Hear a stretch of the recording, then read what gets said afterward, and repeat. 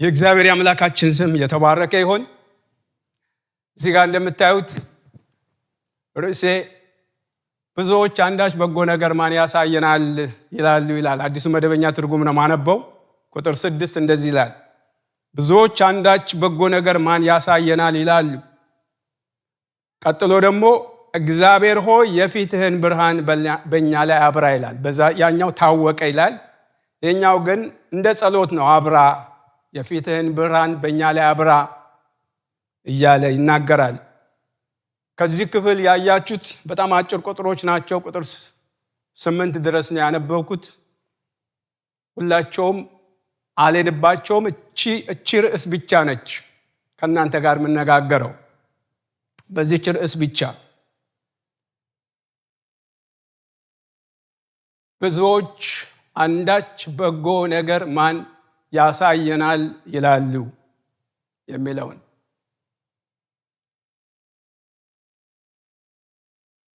ሰዎች አሁን ባለንበት ዘመን በዚህ ጊዜ በዚህ በግልጽ ዓለም በዚህ በገሃዱ ዓለም የህይወታቸው ስርዓት እንዴት እየወጡ እንደሆነ እንዴት እየገቡ እንደሆነ በጣም በግልጽ የሚታይበት ጊዜ ነው። ለማናችንም የተሰወረም የተደበቀም አይደለም። ድሮ ብዙ ነገር ቆይቶ ሰንብቶ በብዙ ትግል በብዙ ነገር ነበር ኢንፎርሜሽን የሚታወቀው የነበረው።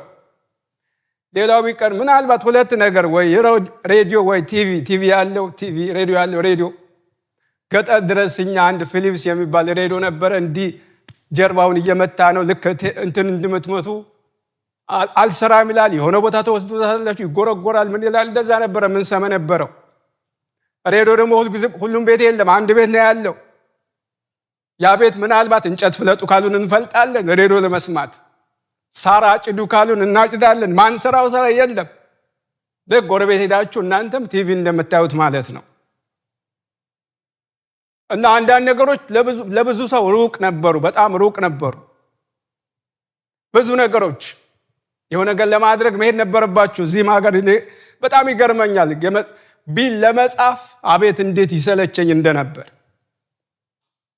ማአት ቢል ነው የሚመጣው፣ ማአት እንትን ነው የሚመጣው። መጻፍ ነው ቁጭ ብላችሁ ከዛ መለጠፍ እያላችሁ ከዛ ወስዳችሁ ድሮፕ ማድረግ ደረሰ አልደረሰም ጭንቀት። አሁን ግን በደቂቃ ቁጭ ብላችሁ ማአት ቢል ኦንላይን ወይ ደግሞ አውቶ ምናምን አድርጋችሁ በአት ቀላል እና ኢንፎርሜሽኑ በጣም ቀላል የሆነበት ዘመን ነው። የሰው ህይወት የሰው ኑሮ ምን ለማየት ምንም ችግር የለው። የማንም ሰው ህይወት ቁጭ ብላችሁ በቤታችሁ በሶፋችሁ ቁጭ ብላችሁ ማየት ትችላላችሁ። ያሳያሉ ሰዎች። የተገለጠ ነው፣ ግልጽ ነው። ስለዚህ የሰው ህይወት የሰው ኑሮ ለመማር ዘመኑ በጣም ግልጽ የሆነበት ጊዜ ነው። በጣም ግልጽ ነው። እንዳልኳችሁ ሁሉ ነገር የተገለጠ ነው። በዛ ላይ መልካም ነገር ሳይሆን የምታዩት ሰው የሚከተለው ሰው የሚያየው ቫይራል የሚወጣው ክፉ ነገር፣ አመፀኛ፣ የኃጢአት ስራ፣ የጨለማ ስራ፣ ክፉ ነገር በጣም እየተባባሰ ያለበት ዘመን ነው። አስቸጋሪ ዘመን፣ አስቸጋሪ ጊዜ ነው። ጊዜው በራሱ ሳይሆን በዘመኑ በጊዜው ያለው ትውልድ፣ የኔ እናንተ ትውልድ፣ እኔ እናንተ ያለንበት ዘመን ቀላል ዘመን አይደለም። ነፍሳችን እያስጨነቀን የምንኖርበት ዘመን ነው። ጻድቁ ሎጥ ነፍሱን እያስጨነቀ ኖረ ይላል በሶዶምና ገሞራ። አዲስ ኪዳን ነው እንደሱ የሚለው። እንደውም የባሰ ነው ብዬ አስባለሁ። ምክንያቱም ያ ዘመን እንደነገርኳችሁ የሆነ ነገር ሄዳችሁ ደርሳችሁ ካላያችሁ እቤታችሁ ድረስ ሰፈራችሁ ድረስ ኪሳችሁ ድረስ ኃጢአት አልመጣም። በኪሳችን በእጃችን የፈለግነው ነገር ማድረግ እንችላለን። በዚህ ዘመን ሰዎች የፈለጉ ነገር ማድረግ ይችላሉ። በዚህ ጊዜ ነው ብዙዎች የእውነት ጭላንጭል የእውነት ብርሃን እየፈለጉ ዳዊት እንደጻፈልን ብዙዎች በጎውን ማን ያሳየናል ይላሉ ነው የሚለን። በዚህ ባነበብነው ክፍል አሁን ያነበብነው ይሄ የምታዩት ርዕስ እንደሱ ነው የሚለው። እንደሱ ነው የሚለው።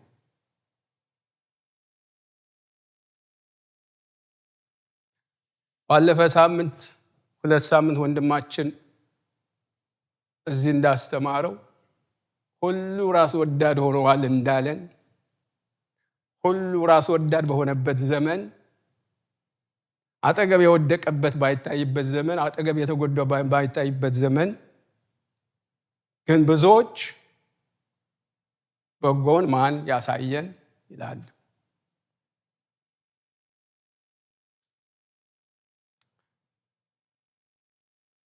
ሰው በተለይ አጠገው ያለው ሰው አጠገው የሌለ ሰው አብሮ የሚቀመጥ ሰው አብሮት የነበረው ሰው እንዴት እንደጠፋ ካላወቀ እንዴት እንደወደቀ ካላወቀ እንዴት እንደተጎዳ ካላወቀ ከዚህ በላይ ራስ ወዳድነት የለም።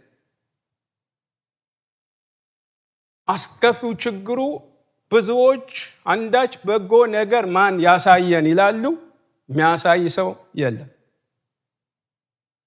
እየጠፋና እየተረሳ የመጣው ክርስቶስ ኢየሱስ ሕይወቱ የሰጠበት ጉዳይ ቅድም የጌታ እራት ወስደናል። ይህንን በበላችሁ ጊዜ ዝም በሉ አላለም። እሱ እንደዚህ መንገድ የጠፋባቸው አሉ፣ መስክሩ ነው ያለው፣ ተናገሩ ነው ያለው። መጣበታለሁ በደንብ። ድሮ ሕፃንም እያለን እንሄዳለን፣ እንበላለን። በልጅነታችን ወይ ደግሞ ያቆርቡናል። ከዛ ነጠላ ሽብብ አድርገን ቤት ቀምጠን ገብተን ቁጭ። ከሱ ብሰናል። አሁን ደግሞ ከሱ የባሰ ነው። ያኛውስ እሺ ሳናቅ ነው፣ ባላወቅን ጊዜ ነው። ከበላህ አትናገር የሚል ሕግ አለ፣ የእነሱ ሕግ። የክርስቶስ ሕግ ደግሞ ከበላህ ተናገር ነው። ከበላህ ተናገር፣ ከበላህ መናገር አለብህ ነው፣ አለዛ አለመብላት ነው። የወንጌል ጉዳይ የክርስቶስ ጉዳይ ተረሳ። ወንጌል በሚመስል ወንጀል ተለወጠ። ወንጌል በሚመስል የመንግስተ ሰማያት ስራ በሚመስል ወሬ በሚመስል ቢዝነስ ተለወጠ። ማቴዎስ 20:28 እንዲሁም የሰው ልጅ ሊያገለግል ነፍሱን ለብዙዎች ቤዛ አድርጎ ሊሰጥ መጥቷል ነው የሚለው። ለብዙዎች ቤዛ አድርጎ፣ ቤዛ የሚለውን ነፍሱ ለብዙዎች ቤዛ፣ ለብዙዎች ምትክ አድርጎ ሊሰጥ ነው ኢየሱስ የመጣው። ይህንን ነው ተናገሩልኝ ያለው ጌታ። ይህንን የምስራች ነው ንገሩልኝ ያለው። እውነቱን ወደሞ እኛ ጋር የደረሰው ይህንን ወንጌል ከክርስቶስ ኢየሱስ በኋላም ቢሆን ዋጋ ተከፍሎበታል። ክርስቶስ ለኃጢአታችን ዋጋ ቢከፍልም፣ ክርስቶስ ለእኔና ለእናንተ ኃጢአት ዋጋ ቢከፍልም፣ ለእምነቱ ግን ዋጋ ከፈሉ አሉ። በብዙ መከራ በብዙ ስቃይ ነው እኛ ጋር ያደረሱት። አልጋ ባልጋ አይደለም። እየተገረፉ፣ እየተወገሩ፣ እየታሰሩ፣ እየተገደሉ መጽሐፍ ቅዱስ እንደሱ ነው የሚነግረን። የሚዘገንን ነገር በሕይወታቸው ሆኖ ወንጌል እኛ ጋር ድረስ ደርሰዋል። ነገር ግን ብንታሰርም ይላል ጳውሎስ፣ ወንጌል አይታሰርም። መዓት የሚዘገንን ነገር ቢያረጉባቸውም በእኛ ዘመን አሁን መጽሐፍ ቅዱስ ሲቀዱ ሲቃጠል በጣም ይከብደናል አይደለም? ግን ሰው ተቃጥለዋል። ሰዎች በመጋዝ ተሰንጥቀዋል። ሰዎች ተዘቅዝቀው ተገለዋል። በእምነት ምክንያት፣ በወንጌል ምክንያት ሊያስቆሙት ፈልገዋል። ወንጌል ብዙዎች በዙ ትውልድ በብዙ መካከል ግን እኛ ጋር ደርሷል። እንደምንም ያ የተለኮሰ እሳት እዚህ ድረስ ደርሷል። ግን በእኔና አንተም ዘመን፣ በዛ ዘመን በተለይ ብዙዎች አንዳች በጎ ነገር ማን ያሳየናል ይላሉ ካለ በነ ዳዊት ዘመን በዚህ ዘመን ምን ያህል እንደሆነ ዳዊት ያነሳቸው ጥሩ ሐሳቦች አሉ። የመጀመሪያው እንደውም የጽድቅ አምላክ ወደ እሱ ጸልይ ይሰማኛል ይልና የሰዎች ባህሪ ያነሳል። ከዛ በኋላ ወደ መኝታ ከመሄድ ቂም እንዳንይዝ ይነግረናል። መልካም ነገር ማድረግ እንዳለብን ይነግረናል። አሁን ባነበው ከ6 ጀምሮ ስለ በረከት ነው የሚናገረው። ከ6 በኋላ ወይ ደግሞ 6 ላይ ይሄን ያነሳል። ስለዚህ ይህንን እውነት ጌታ የከፈለው ዋጋ በእኔናንተ ዘመን እየተዳፈነ ነው፣ እየጠፋ ነው። እግዚአብሔር ሰዎች እንዲድኑ ይፈልጋል። የእግዚአብሔር ፍላጎት አንድም ሰው እኛ ባንፈልግም እግዚአብሔር እንዲጠፋ ማንም አይፈልግም። እኛ ምናልባት ዝም ልንል እንችላለን፣ አያገባንም ልንል እንችላለን። እግዚአብሔር ግን ሰው ሁሉ እንዲድን ይፈልጋል። አንደኛ ጢሞቴዎስ ምዕራፍ 2 ከቁጥር 2 እስከ 3 ላንብ። እንደዚህ ይላል።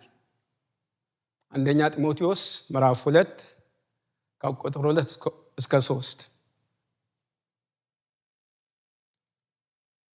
አንድም ጀምሮ እንግዲህ እግዚአብሔርን በመምሰልና በጭምትነት ሁሉ ጸጥና ዝግ ብለን እንድንኖር ልመናና ጸሎት፣ ምልጃም ምስጋናም ስለ ሰዎች ሁሉ ስለ ነገስታትና ስለ መኳንንትም ሁሉ እንዲደረጉ ከሁሉ በፊት እመክራለሁ ይልና ቁጥር 3 ላይ የምፈልገው ቃል እንዲህ ይላል። ሰዎች ሁሉ ሊድኑና እውነት ወደ ማወቅ ሊደርሱ በሚወድ በእግዚአብሔር በመድኃኒታችን ፊት መልካምና ደስ የሚያሰኝ ይህንን ነው ይላል። የእግዚአብሔር ስም የተባረከ ይሁን። አሜን። ሰዎች ሁሉ ሊድኑና እግዚአብሔርም እንዲያውቁ የሚፈልግ እግዚአብሔር ነው። ስለዚህ እግዚአብሔር የልቡን ፈቃድ እንድናደርግለት ይፈልጋል። ዓለምን እንዲሁ ወዷል እንዳለን ዮሐንስ 3:16 እንዲሁ የወደደ አምላክ ሰዎች ሁሉ ሊድኑ ስለሚፈልግ ነው። ያለ ምንም ነገር ማለት ነው። ይዘን መተን የዳነው ነገር የለም። እኔ ይዤ መጥቼ የዳንኩት ነገር የለም። ያ ውለታ እንዲሁ የተቀበለን አምላክ፣ እንዲሁ የወደደን አምላክ ያንን ደግሞ ምላሽ እንድንሰጥ ይፈልጋል። ሰዎች ሁሉ ሊድኑና እውነትን ወደ ማወቅ ሊደርሱ በሚወድ በእግዚአብሔር በመድኃኒታችን ፊት መልካምና ደስ የሚያሰኝ እሱ ነው። ምን ማለት ነው? መናገር ብዙዎች በጎውን ነገር ማን ያሳየናል የሚሉ ብዙ ናቸው፣ ጥቂት አይደሉም። እንዳልኳችሁ አሁን ሰው ሁሉ እኛም ጭምር በጣም በድንግዝግዝ ውስጥ ያለን ይመስለኛል። ከባድ ጊዜ ነው።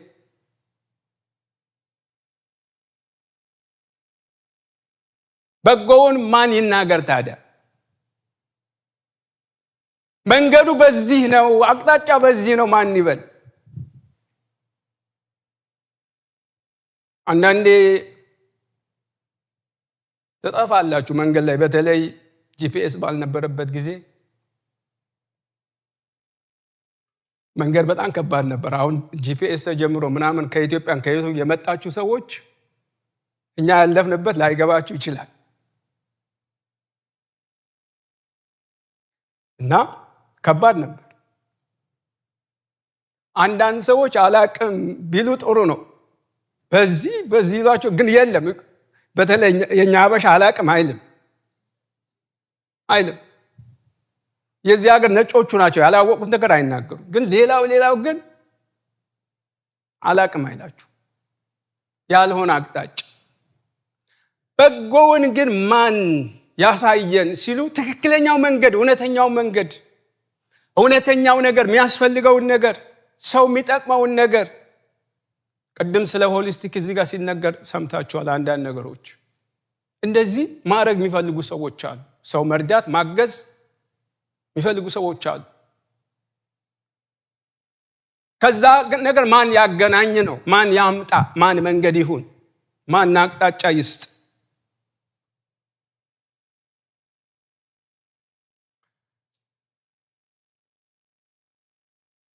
ወደ ዓለም ሁሉ ሂዱ ወንጌልንም ለፍጥረት ሁሉ ስበኩ አለን እንጂ ዓለም ወደ እናንተ ትምጣ አላለንም። ተቀምጣችሁ ጠብቋት አላለንም አላለን። ይሄ የጌታ ትእዛዝ ነው። ሂዱ ያለው፣ ወጡ ያለው፣ ተናገሩ ያለው፣ መስክሩ ያለው፣ በበላችሁ ጊዜ በጠጣችሁ ጊዜ መስክሩ ያለ፣ ሞቱን ትናገራላችሁ። ጳውሎስም ደግሞታል። ይህንን በበላችሁ ጊዜ በጠጣችሁ ጊዜ ሞቱን ትናገራላችሁ።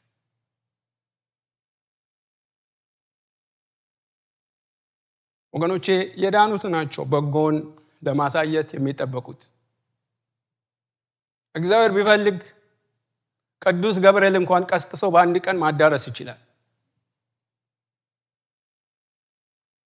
መላእክቶቹ አላፋት መላእክቶች ልኮ እግዚአብሔር ከጥግ እስከ ጥግ ቢፈልግ ማድረግ ይችላል።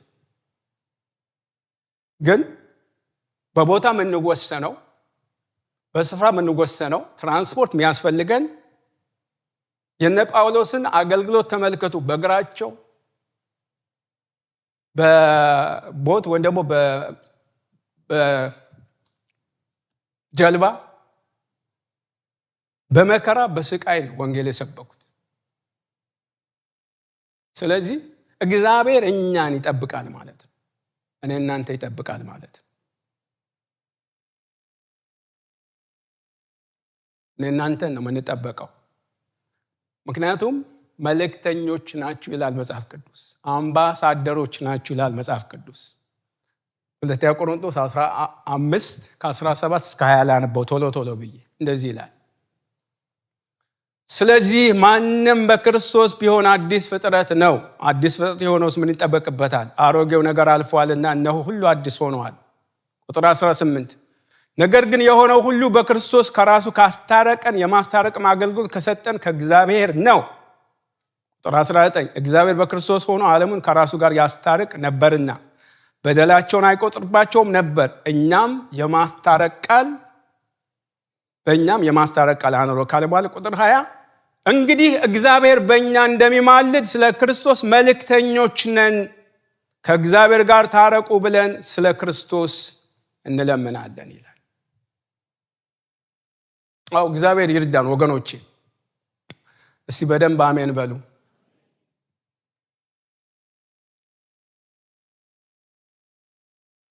ዓለም የዳኑትን የምትጠብቅ ከሆነ ምን እያደረግን ነው?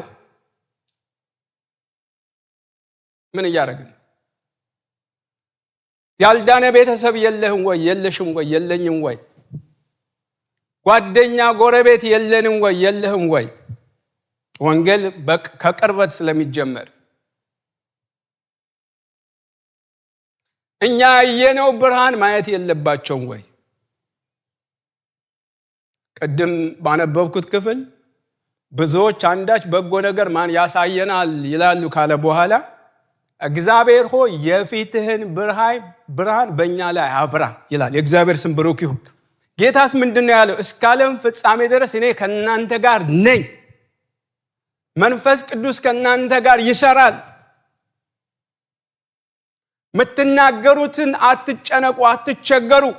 የምትናገሩት ይሰጣችኋል ነው ያለው ጌታ። እግዚአብሔር ጸጋውን ሰጥቶ ነው ሚልከን።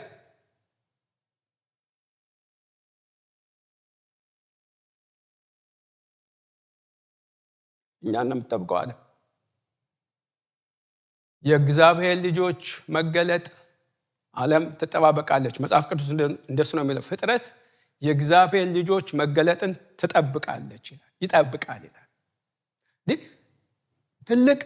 ትልቅ ሚሽን እኮ ነው። ትልቅ አገልግሎት፣ ትልቅ ጥሪ እኮ ነው። ትልቅ ጥሪ ነው። ምክንያቱም ለማመን የግድ መስማት አለባቸው። ለማመን የግድ መስማት ነበረብን። ሰምተን ነው ያመንነው።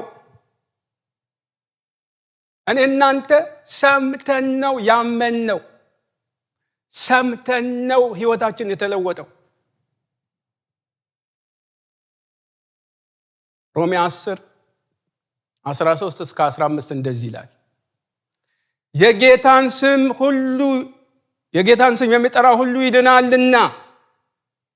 የጌታን ስም የሚጠራ ሁሉ ይድናልና እንዴት ካላችሁ እንዲህ ይላል ቁጥር 14፣ በጣም ከባድ ቃል። እንግዲህ ያላመኑበት እንዴት ይጠሩታል?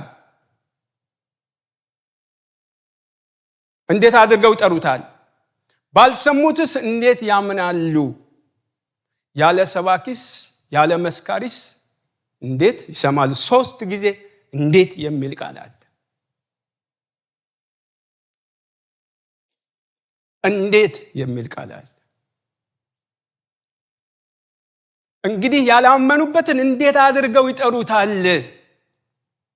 ባልሰሙትስ እንዴት ያምናሉ? ያለ ሰባኪስ ያለ መስካሪስ እንዴት ይሰማሉ?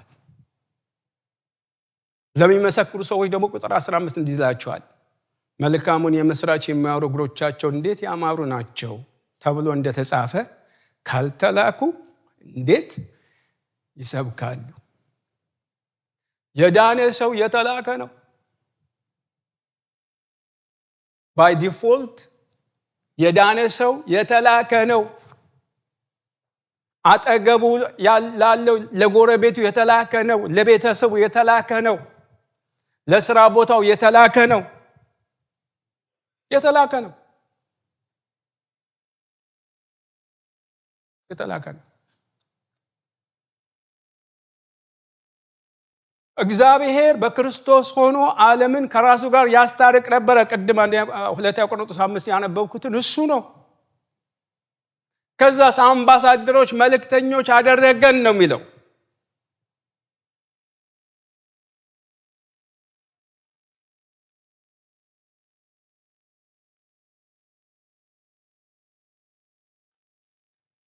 አንዳንድ ጊዜ ወንጌል ስርጭት ስንወጣ ልቤ እንዴት እዝን እንደሚል ልነግራችኋለሁ። በዚህ ሁሉ ጉባኤ 2 ሰው 3 ሰው ወንጌል ስርጭት ሲወጣ እንዴት ልብ ይሰብራል! እንዴት ከባድ ነው! ኢየሱስን ያደረገልንን ለመናገር ለመመስከር በቻልነው መንገድ የሚመቸን የምንችለው ስለ ኢየሱስ ካልተሰደብን ካልተነቀፍን ተደብድበው ተገርፈው በዚህ ስም ሁለተኛ እንዳትሰብኩ ተብለው ሲወጡ ስለ ኢየሱስ ስም ስለተነቀፉ ደስ እያላቸው ሐሴት እያደረጉ ወጡ ይላል ሐዋርያት ሥራ ምዕራፍ 5 ቁጥር 41 ላይ።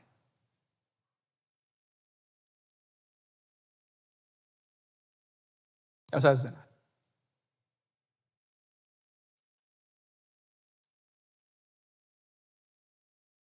ወገኖቻችን በቀን እያያችሁ ሲሰክረው ጠርሙስ ይዘው ሲንገዳገዱ ስካይላይን፣ ማሪዋና ሲያጨሱ ስካይላይን እና በጣም ያሳዝናል። በጣም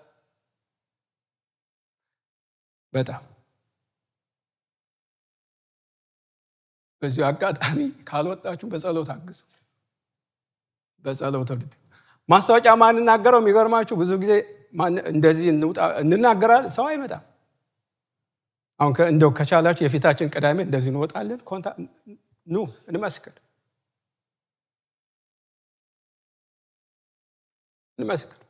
አለዛ በጸሎት እርዱ፣ አግዙ። ሳውዝ ካሮሊና አምና ሄደናል። አንድ እናት የሄደው ግሩፕ በሙሉ ከሌሎች የመጡት ምሳ ጋብዛ ቆማ ነው ያለቀሰችው። ምክንያቱም እዛ ሄደን ወንጌል ስለሰበክን ማለት ነው። ይህንን እድል እግዚአብሔር ስለሰጣችሁ አሁንም እንሄዳለን ዘንድሮ። እንደውም ከቻላችሁ ስፖንሰር አድርጉን። መንገድ ላይ ሻይ ቡና ማለት አለብን፣ የመኪና ነዳጅ አለ። ስለዚህ ስፖንሰር አድርጉ ካልቻላችሁ።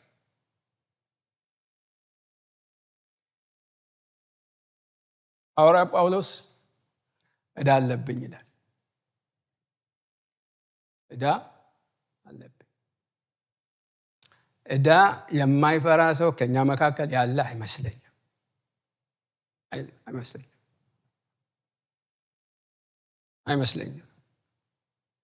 የሚገርማችሁ በዚህ ምድር ያለባችሁ ዕዳ የሰበሰባችሁት ዕዳ የመኪና ፋይናንስ በሉት፣ ሞርጌጅ በሉት፣ በጤና ምናልባት ክሬዲት ካርድ የገባችሁ ዕዳ በሉት፣ ወደ ጌታ ከሄድኩ ነፃ ነን። አንጠየቅም። እስኪ አንጠየቅም በሉ። አዎ አትጠየቁ። ትውልድ ካለ ሊጠየቅ ይችላል፣ ግን አትጠየቁ። ይሄኛው ዕዳ ግን ይሄ ዕዳ ግን እንጠየቅበታለን። የነፍሳት ዕዳ እንጠየቅበታለን። አብሮ ነው የሚሄደው። ጳውሎስ እንዲህ ይላል ሮሜ 1:14 ለግሪክ ሰዎችና ላልተማሩም ለጥበበኞችና ለማያስተውሉም ዕዳ አለብኝ። በአዲሱ መደበኛ ትርጉም በጣም ደስ ይላል ላነበው። ግሪኮች ለሆኑትና ላልሆኑትም ለጥበበኞችና ለማያስተውሉም ዕዳ አለብኝ።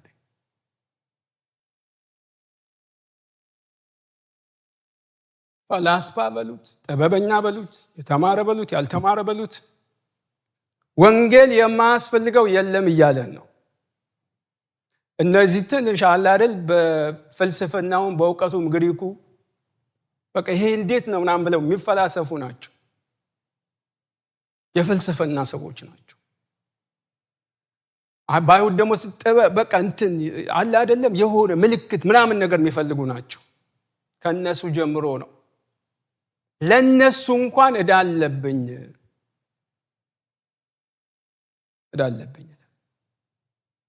ወንጌል የማያስፈልገው የሰው ልጅ የለም። ወንጌል የማያስፈልገው ፍጥረት የለም። በፍጹም የለም። በፍጹም። እንደውም ወንጌል የሚያስፈልጋቸው የተማሩ ሰዎች፣ ጥበበኛ የሚሉ ባለስልጣኖች፣ ሀብታም ነን የሚሉ ዝና ያላቸው። ምክንያቱም የሚመኩበት እሱ ስለሆነ። ድሃውማ ፈጣሪ ነው የሚመካው። እንፈራቸው አለባበሳቸው አይተን ምን በቃ በጣም የሚያስፈሩን ሰዎች አሉ። ውስጣቸው ግን ባዶ ነው። ጌታ ማያስፈልገው ሰው ወደ ጌታ ካልመጣ ማንም የለም። ቤተ መንግስት ቢኖር እንኳን የትኛውም ጫፍ የእውቀት ጫፍ ላይ ቢደርስ ሰው ጌታ ያስፈልገዋል። በውስጡ እንደው ያስመስላሉ እንጂ ብዙዎች አንዳች በጎ ነገር ማን ያሳየናል ይላሉ ከሚባሉ ሰዎች ናቸው። እነሱ ናቸው። ብዙ ያማረ ነገር ልናይ ልንል እንችላለን፣ ግን ውስጣቸው አይልም። ጥያቄ በጥያቄ ነፍሳቸው እየተጨነቀች ነው ያለችው። አቤት ሩጫው! አሁን እንዳልኳችሁ ስካይላይን አካባቢ ደቂቃ ሰው ቆሞ አያወራችሁ። በቃ ያው ትራክት ነው የምንሰጠው። ለደቂቃ ሰው ጊዜ የለውም። እኛም እንደዛ ልንሆን እንችላለን። ለነገሩ የአገሪቱም ሁኔታ ነው፣ ሲስተሙ ሁሉ ነገር በሰዓት በስኬጁል ምናምን ስለሆነ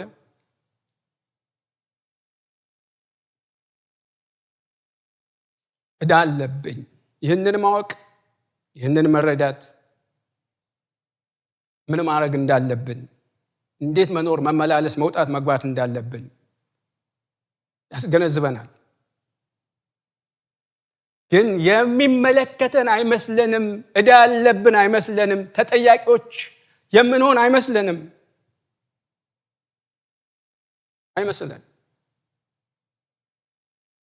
እንደምንጠየቅ በእኛ ምክንያት ሰዎች ሲጠፉ፣ ሰዎች ወደ ገሃነም ሲሄዱ፣ ወደ እሳት ሲሄዱ፣ ወደ ሲኦል ሲሄዱ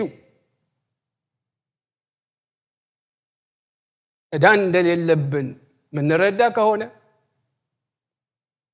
የዚህ ምድር ዕዳ ቃለን ሞርጌጅ ጨርሰን የመኪና ፋይናንስ ጨርሰን ብቻ የሚመስለን ከሆነ ህይወት ከማንም የባሰ ምስኪኖች ነን። መጽሐፍ ቅዱስ እንደሚናገር ምስኪኖች ነን። እንዴት ተጠያቂ እንደሆንን አንድ ክፍል ላነብላችሁ።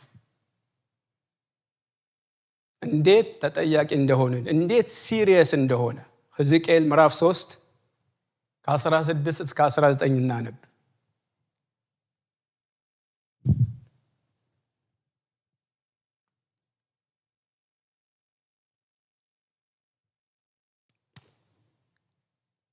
እንዴት ወንጌል የተቀበልነው ወንጌል ያመንነው ወንጌል እኛ ጋር የደረሰው ወንጌል በእኛ ምክንያት ከታጠፈ፣ መንገዱ ከቀየሰ፣ እኛ ካዳፈነው፣ እኛ መኖር ካቃተን፣ እኛ መናገር ካቃተን እንዴት ከባድ እንደሆነ ሁላችሁን ካወጣችሁ እንደዚህ ይላል ሕዝቅኤል ምዕራፍ 3 ከ16 እስከ 19። ከሰባቱም ቀን በኋላ የእግዚአብሔር ቃል ወደ እኔ እንዲህ ሲል መጣ። የሰው ልጅ ሆይ ለእስራኤል ቤት ጠባቂ አድርጌሃለሁ። ስለዚህ የአፌን ቃል ስማ፣ ከእኔም ዘንድ አስጠንቅቃቸው። ቁጥር 18 በጣም የምፈልገው ቃል እንደዚህ ይላል። እኔ ኃጢአተኛውን በእርግጥ ትሞታለህ ባልሁት ጊዜ አንተም ባታስጠነቅቀው ነፍሱን እንድትድን ከክፉ መንገዱ ይመለስ ዘንድ ለኃጢአተኛው አጥብቀህ ባትነግረው ያ ኃጢአተኛ በኃጢአት ይሞታል፣ ደሙ ግን ከእጅህ እፈልጋለሁ። ነገር ግን ቁጥር 19 አንተ ኃጢአተኛውን ብታስጠነቅቅ እርሱንም ከኃጢአቱና ከክፉ መንገዱ ይመለሳል፣ ባይመለስ በኃጢአቱ ይሞታል፣ አንተ ግን ነፍስህን አድነሃል ይላል። ቁጥር 18 ደግሜ ላንብላችሁ። እኔ ኃጢአተኛውን በእርግጥ ትሞታለህ ባልኩት ጊዜ አንተ ባታስጠነቅቀው ነፍሱን እንድትድን ከክፉ መንገዱ ይመለስ ዘንድ ለኃጢአተኛው አስጠንቅቀህ ባትነግረው የኃጢአተኛ በኃጢአቱ ይሞታል፣ ደሙ ግን ከእጅህ እፈልጋለሁ። ደም ደም ደም። እግዚአብሔር ሰውን በደም ነው የሚጠይቀው። በሰው ደም፣ በሚጠፉ ደም እግዚአብሔር ይሞግታል፣ ይጠይቃል። ይሞግታል፣ ይጠይቃል።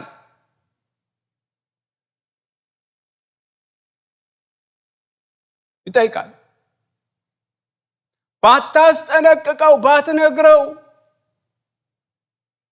ኢየሱስ ያድናል ባትለው፣ መንገዱ በዚህ ነው ባትለው፣ ይሄ በጎውን ማን ያሳየናል የሚል የሚደናገር ፍጥረት፣ የሚደናገር የሰው ልጅ፣ አቅጣጫ የጠፋው የሰው ልጅ፣ መውጫው መግቢያው የጠፋው የሰው ልጅ፣ ሺህ አይነት መንገድ አለ የሚል የሰው ልጅ አንድ መንገድ እንዳለ ባትነግረው፣ አንድ ህይወት እንዳለ ባትነግረው፣ መንግስተ ሰማያት መሄጃው አንድ መንገድ ነው ባትለው።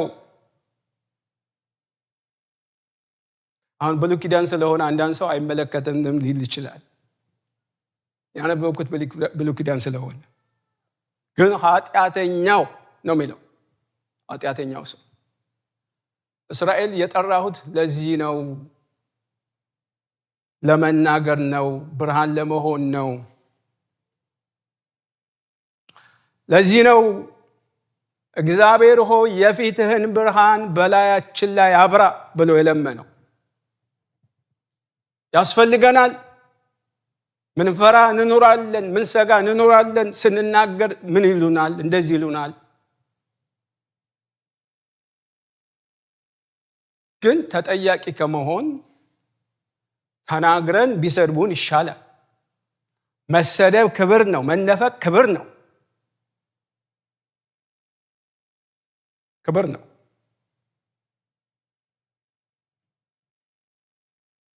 ምን እንደሆነ አላቅም። እኔ በእውነት አሁን ከቅርብ ዓመታት በኋላ ምን እንደሆነ አላቅም። እዚህ ሀገር በመጣሁበት ጊዜ ራሱ ኮንፈረንሶች ሲካሄዱ፣ የሆነ ነገር ሲካሄድ ስለ ወንጌል ስርጭት ነበር የሚካሄድ ነበር። አገልጋይም ሲመጡ በወንጌል ስርጭት ምክንያት ነበር የሚመጡት እንጂ የኛ ፍላጎት ብቻ በመንገር አገር አቋርጠው ብዙ አይመጡም ነበር።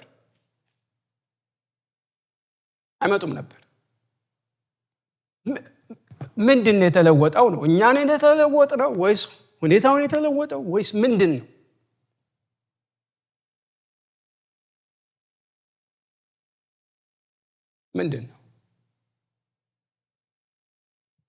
ሐዋርያው ጳውሎስ አንድ ቦታ ላይ እንደዚህ የሚል ቃል አለ በድፍረት ሐዋርያት ሥራ ምዕራፍ 20 ቁጥር 26 እና 27 የሐዋርያት ሥራ ምዕራፍ 20 ቁጥር 26 እና 27 እንዲህ ይላል።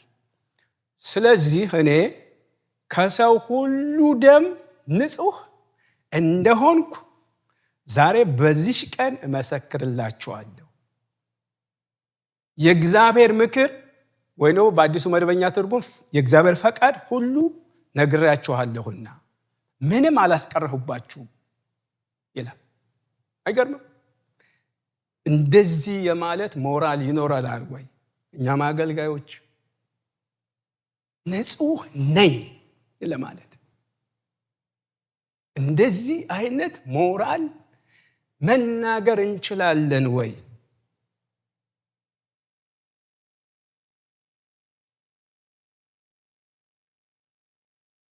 በደንብ እንድናስብ ነው።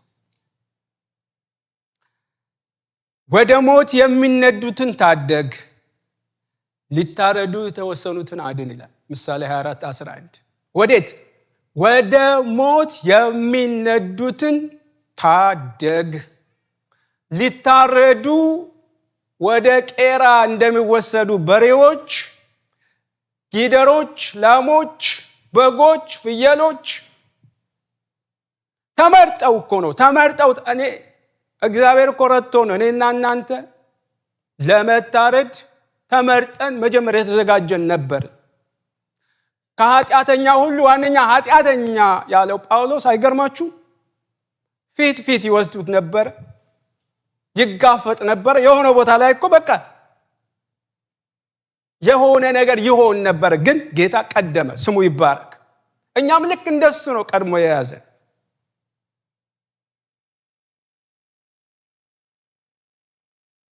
ወደ ሞት የሚነዱትን ታደግ፣ ለመታረድ የተወሰኑትን አድን። ስለዚህ ማን ነው በጎውን ነገር መናገር የሚችል? በጎ ነገር አለ፣ ህይወት አለ፣ ብርሃን አለ፣ አይዞሽ የሚል ማን አለ? ህይወታችን እንደሱ ነው ወይ? በስራ ቦታችን፣ በጎረቤታችን፣ በትምህርት ቤት፣ በቤተሰቦቻችን መካከል መቼስ የክርስትና ዋነኛው መስካሪ ማን እንደሆነ ታውቃላችሁ? ቤተሰቦቻችን ናቸው። የቅርብ ጓደኞቻችን ናቸው። ያውቁናል። በእነሱ እኛ የተከፈተ መጽሐፍ ነን፣ የተዘጋ መጽሐፍ አይደለንም። ወይ በእኛ ምክንያት ይድናሉ፣ ወይ በእኛ ምክንያት ይጠፋሉ። ስለዚህ አድን ይላል።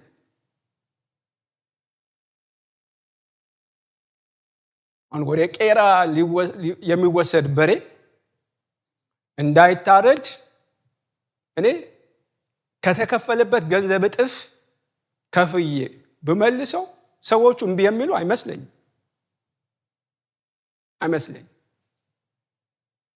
ልክ እንደዛ ሊታረድ ደቂቃ የቀረው በሬ እንደማዳን ሰውም ከዛ አድኑ ይለናል። አድኑ ይለናል።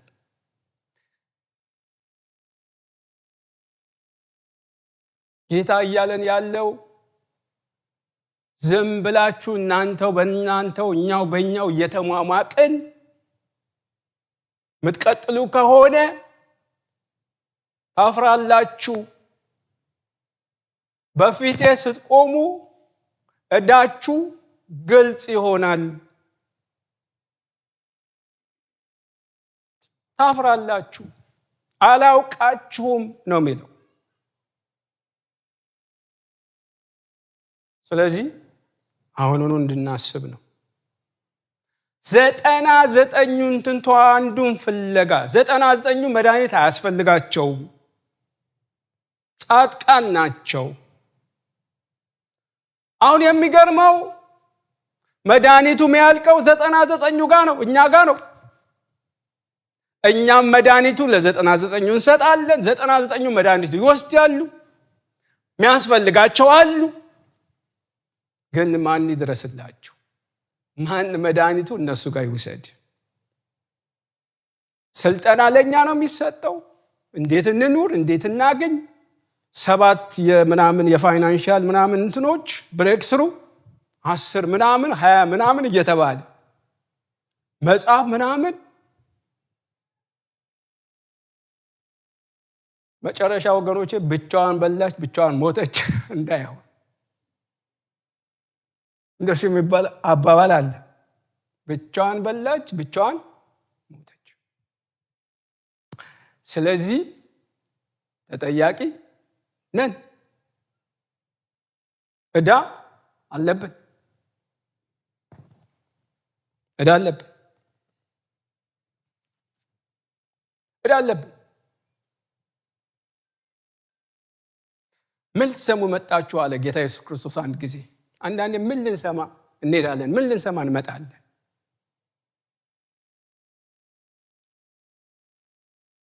አያሳስበንም ወይ? አያሳስበንም ወይ? እኔ እናንተ አያሳስበንም ወይ? ማሰብ የለብንም ወይ? ያገኘነው ብርሃን ሌሎች ጋር መብራት የለበትም ወይ? ስለዚህ በደንብ እንድናስብበት ነው። አው ከዚህ በኋላ ወንጌል ስርጭት ስንጠራችሁ ሁላችሁ እንደምትመጡ እርግጠኛ ነኝ። ጌታ ይርዳን። አሜን። ጌታ ይርዳን። እግዚአብሔር እንዲረዳን መጸለይ አለብን። 3 ማሳሰቢያዎች እሰጥና ጨርሳለሁ። የመጨረሻ 3 ማሳሰቢያ ወይም ማስጠንቀቂያ። አንደኛው ማስጠንቀቂያ ጌታ ሂዱልኝ ብሏል፣ መሄድ አለብን።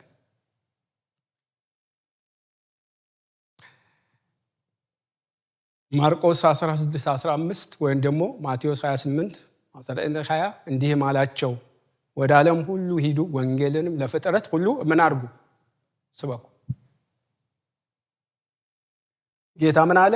ሂዱ፣ አትቀመጡ፣ አትሟሟቁ። ኮንፈርት ዞናችሁ ልቀቁ።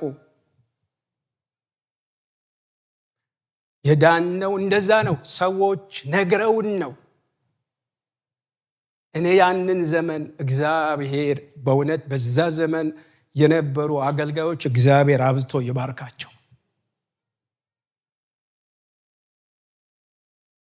ስለዚህ ሄዱልኝ ብሏል። የመጨረሻ ማስጠንቀቂያ እሱ ነው። ሁለተኛ ጳውሎስ ዕዳ አለብኝ ብሏል። ዕዳ አለብን።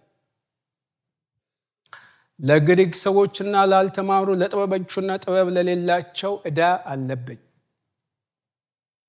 ዕዳ አለብኝ። አንደኛ ቆሮንቶስ 19:6 ላይ አንደኛ ቆሮንቶስ 9:6 16 ይቅርታ፣ ወንጌል ባልሰብክ ወዮልኝ፣ ወዮልኝ። አቤት ሰዎች ለፖለቲካ እንደሚጋደሉ፣ ለቋንቋ እንደሚጋደሉ፣ ለዘር እንደሚጋደሉ፣ ለሃይማኖት እንደሚጋደሉ እንደዚህ ወዮልኝ ወንጌል ባልሰብክ ብለን ብንቆርጥ፣ እንደዚህ ብንጨክን፣ ሌሎች ነገሮች ግድ እንደሚሉን፣ ሌሎች ነገሮች ጨርቃችን እስከ ምንጥል ድረስ እንደሚያሳብዱ፣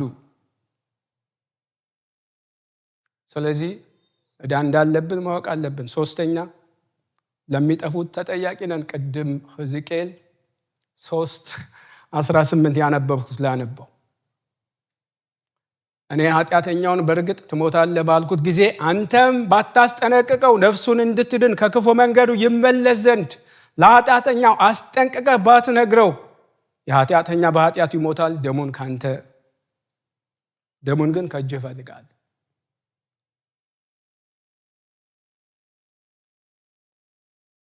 ስለዚህ እስኪ አንዴ ዕዳ አለብኝ በሉ።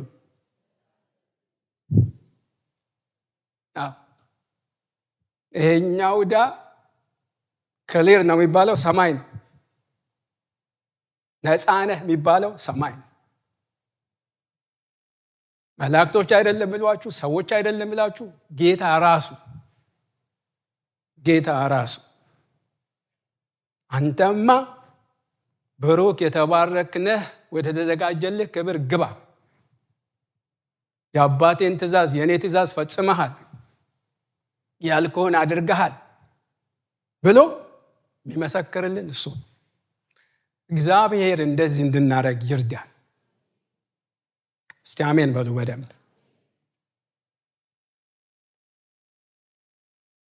እግዚአብሔር ስም ይባረክ። ተነስተን እንጸልይ።